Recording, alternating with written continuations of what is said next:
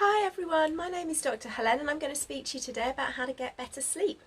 So I'm an A&E doctor, so obviously I work shifts, and I'm also a dog mum to 6, and I've got one cat and one bunny, and they don't always understand how precious 5 hours sleep is. So I had to find a way to maximise the quality of what sleep I did get, and also try and find a way to also maximise the quantity on the days in which I could get more sleep in order to feel better.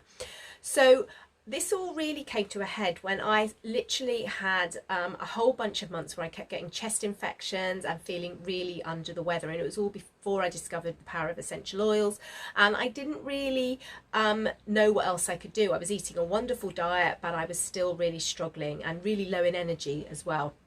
So approximately 1/3 of the population actually are not getting enough sleep, and it's something I see with patients all the time, and I find it really interesting because on the whole, when I sort of ask patients about their sleep, or clients, they'll say, oh yeah, I'm not getting much sleep, but I expect it will just sort itself out. Or, you know, I'll say, oh, have you tried anything? Well, no, it will just sort itself out. It's just the way it is, isn't it? And actually, you know what? It doesn't sort itself out, because you start off with a couple of days in the week where you're not sleeping well, and then it goes on to a few weeks and a few months, and before you know it, you've had years where you've actually not had much sleep. And it has a huge effect on your physical health, and there is stuff you can do about it. It doesn't just have to be that way. There is ways in which you can treat it and manage it effectively. Sleep is really important because it restores all the immune and other body systems, so it's vital to keep you healthy. It also affects weight and your ability to lose it. So if you're struggling to lose weight and you have poor sleep, then you really need to address your sleep if you want to continue to lose weight effectively. Poor sleep really affects the health of your brain. You know full well that your brain doesn't function as well when you're tired, and if you're having continuous poor sleep, it can affect the health of your brain long term. And what's really frightening, I think, is they have found that in patients with Alzheimer, the damage was actually done 20 years before the disease actually manifested. So what you do now can really affect you in later years. So you really do need to address your sleep. Like I said, it's not something that just tends to sort itself out. Poor sleep really affects our physical health and our cognitive function, as I've already said.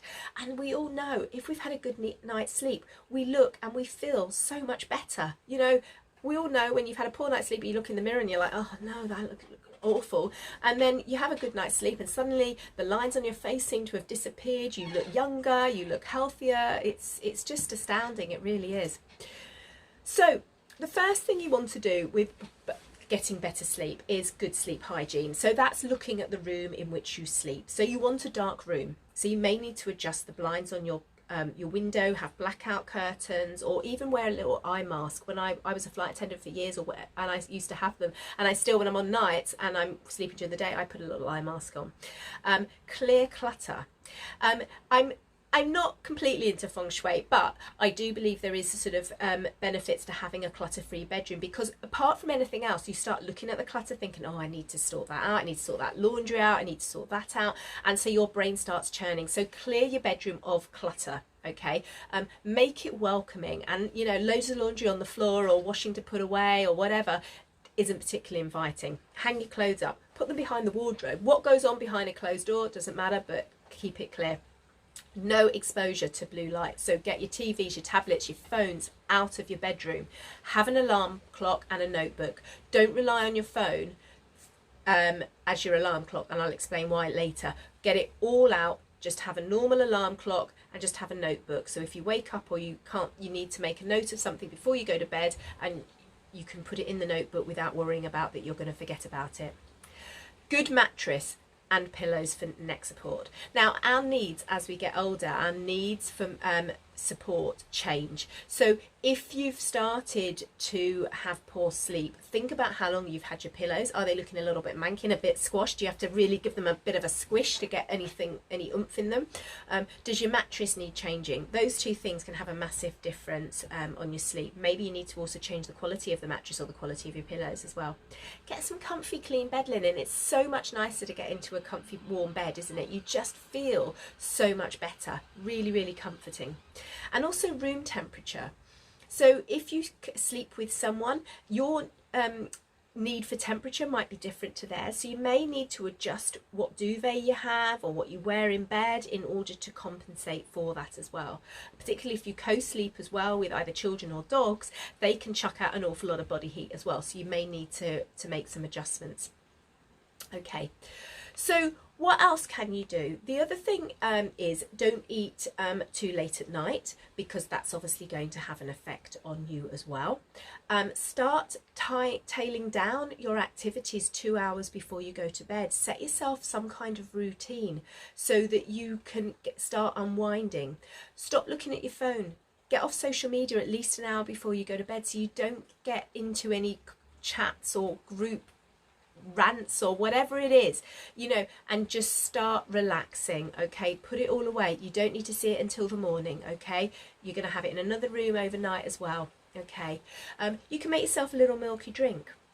Okay, have a nice warm bath or shower before you go to bed to relax yourself and get yourself ready for bed. Get yourself into a routine. Okay, anything important that you want to do can wait till the morning. That's why you've got your notebook there to write it all down.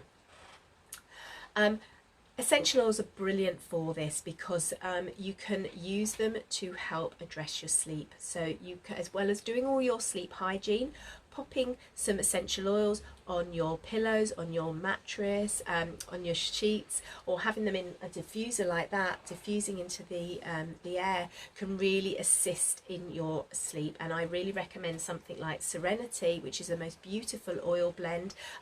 It's so relaxing, and it's got vetiver in. I have it in my diffuser at night, and it's been designed for sleep. Okay, the other thing you can take as well, so it depends on how you have trouble sleeping. Do you have trouble getting to sleep? Is it trouble staying asleep? So if you have trouble staying asleep, then a diffuser is absolutely ideal. If you have trouble getting to sleep, then something like a Serenity soft gel, which are very gentle. You can take 1 to 2 of these little soft gels just 30 minutes before you go to bed, and that will help you sleep as well.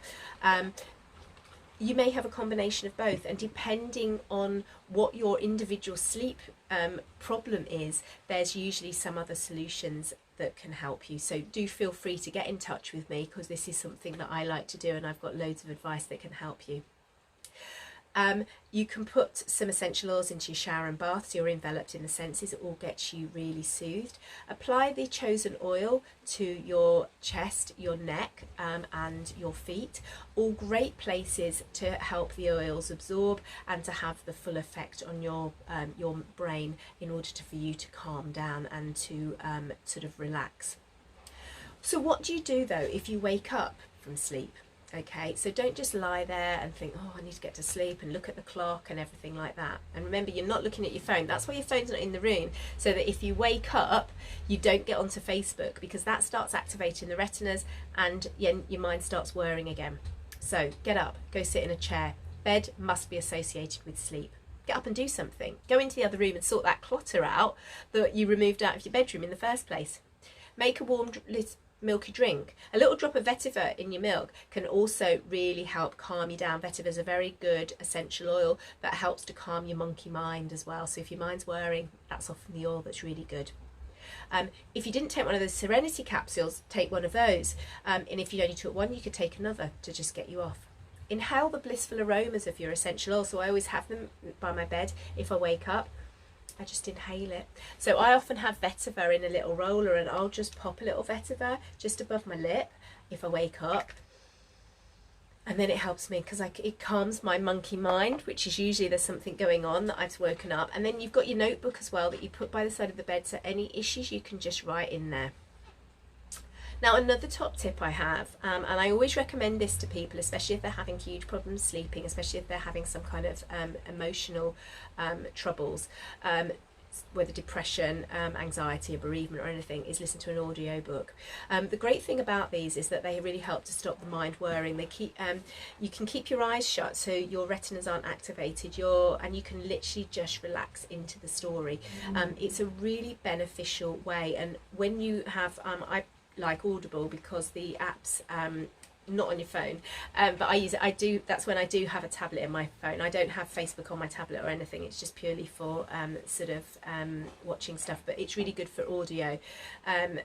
books, and you can set a little timer and bookmark it so that when you do fall asleep you don't lose your place in the book. But it's a really great way of being able to lie there and absolutely just relax listening to this story, and 9 times out of 10 you're actually going to doze off. It doesn't matter how good the story is, but it's just your mind's just switched off, and just listen to the book.